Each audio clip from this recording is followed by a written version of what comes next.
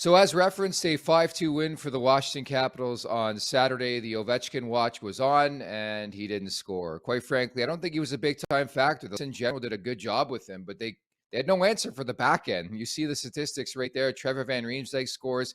And how about Eric Gustafsson? This guy came into the game, hadn't scored in 32 straight games, and all of a sudden he explodes for a hat trick. Only against the Maple Leafs does that seem to happen. I just thought in general, there was a lot of what we saw early on in the season, the turnovers, the muffins, if you will. Defensively speaking, the Leafs were a bit lackluster in the game. It's something we've seen at bits and points throughout this season. But as mentioned before, like, you're not going to have it every game. I thought the Leafs were okay in the first period. Thought they were excellent in the second period and the third period. The backbreaker to me was the goal like 10 seconds in and another giveaway. I believe it was by Michael Bunting. And from there, I thought the Capitals sailed. They played a pretty decent game against them. And Charlie Lindgren, you see there, makes 34 saves in that game. I thought he was really, really dialed in, specifically again in the second period where the Leafs had some really, really good opportunities. And you need your goaltending to step up sometimes. I think Ilya Samsonov in general had his struggles on Saturday, but how many times have I said that this season, right? Like, he's been an impeccable story. So you got to give these guys the benefit of the doubt. Toronto just didn't have it. And when you lose back-to-back games in regulation for the first time and you're approaching Christmas, you're doing something right.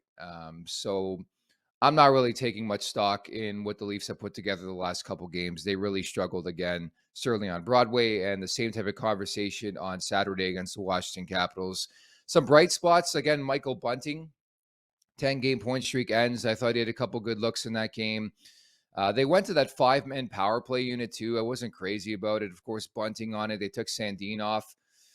I don't know. I just think it's a defensive liability, and I understand what they're trying to do. It's not like Toronto's power play has been great or anything as of late. So, like, you want to mix it up. And I've mentioned time and time again, like, now's the time where you reconfigure and change the look and investigate and trials and tribulations, what you can do with your lineup. But I wasn't crazy about it. And only time will tell. I know in the second period they didn't come out with it. In the third, we saw it again. I think they're going to throw some different looks, and especially as they get healthier.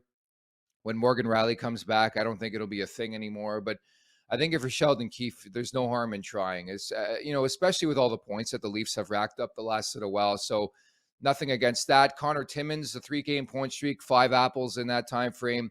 I think certainly right now he's exceeded my expectations as to what I expected as him, as a member of the Toronto Maple Leafs. And I think the conversation has already started. Once this team gets healthy, does Connor Timmins factor back into that lineup, even with Morgan Riley back?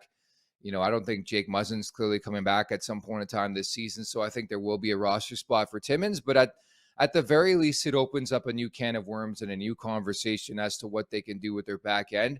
And ideally, what this team should target, by the trade deadline, where the conversation a couple weeks back was they need one defenseman, they need 2 defensemen. And now we're talking about Ryan O'Reilly. We're talking about a winger. We're talking about a center. And we're talking about perennial stud up front. So it's amazing how quickly the conversation and narrative has shifted from maybe even a couple weeks back.